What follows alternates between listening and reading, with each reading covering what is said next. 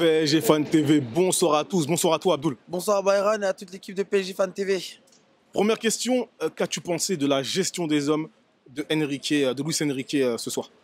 La gestion, j'ai pas grand chose à critiquer dans le. Ah, on va dire la compo, elle me semblait bien. J'ai bien aimé la compo, mais par contre, Ugarte sur le banc, j'avoue que ça m'a un peu troublé. Après, dans le reste, la compo était plutôt cohérente. D'accord, donc la compo était cohérente et on soulignera tout de même l'entrée décisive de Ramos, donc pour illustrer en fait toute cette gestion des hommes. Première question, que penses-tu de l'avenir de Kylian Mbappé qui arrive bientôt à son terme au Paris Saint-Germain? Ce que j'en pense, moi je suis pas surpris. Mais je suis soulagé parce que pendant 2-3 ans, on a eu des feuilletons chaque été, ça commence à être fatigant. Donc Kylian Mbappé, c'est quand même le meilleur buteur de l'histoire du Paris Saint-Germain. Il a fait 7 ans avec nous. Donc là, c'est The Last Dance. Chaque match peut être le dernier. Et son départ n'est pas une surprise. On savait très bien que c'était son rêve d'aller au Real.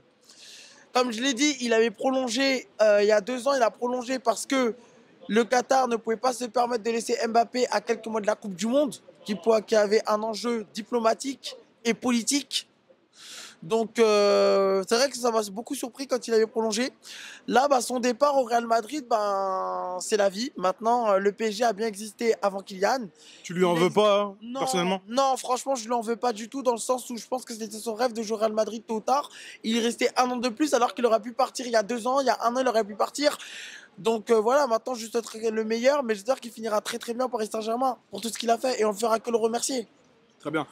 Pour toi, qui sera peut-être, même si Lucho parle de collectif et seulement de collectif, mais on sait très bien que parmi les supporters, il y a toujours une tête de gondole, qui sera pour toi le joueur phare? Allez, pour terminer, s'il te plaît. Pour moi, le joueur phare, honnêtement, je suis plutôt côté collectif, mais en termes de recrues, pour remplacer Mbappé, potentiellement Osimhen. Ouais. Mais sur ceux qui sont là, hein, je parlais. Ceux qui sont là, je verrais plus le collectif, moi. D'accord, d'accord. C'est une réponse positive. Un dernier mot à rajouter?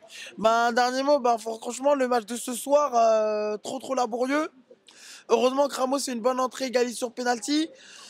Beaucoup d'occasions ratées, beaucoup de pertes de balles qui ont provoqué des contre-attaques rennaises. Et Rennes, comme vous savez tous, Rennes, c'est une équipe qui ont le profil de joueurs que Paris n'aime pas. Des joueurs très physiques, très rapides en transition et en contre-attaque. On a subi beaucoup de contre-attaques aujourd'hui, on a beaucoup été en danger. Mais bon, là, il reste 9 jours avant le match retour contre la Real Sociedad. Bon, on garde notre série d'invincibilité de 20 matchs consécutifs, donc c'est positif. Mais c'est vrai que le contenu de ce soir, il n'a pas été terrible. Sinon, pour finir, je rends hommage à Arthur Georges, grand entraîneur de notre équipe, de 91 à 94 et de 1997 à 1998. On a une belle épopée avec ce grand entraîneur du Paris Saint-Germain. Qu'il repose en paix. C'est une perte terrible pour le football. Et j'en profite, même si ce n'est pas dans le Paris Saint-Germain, mais c'est quand même un grand joueur, Andreas Brehme, comme vous savez tous, champion du monde 90. C'est vrai que le football, avec les pertes en ce début d'année, on n'est pas gâté. Donc voilà, il faut continuer, il faut vivre. Et je souhaite vraiment que Paris fasse le taf comme on le fait, continue cette série d'invincibilité. Et puis voilà. Merci à toi. Merci, bonne soirée.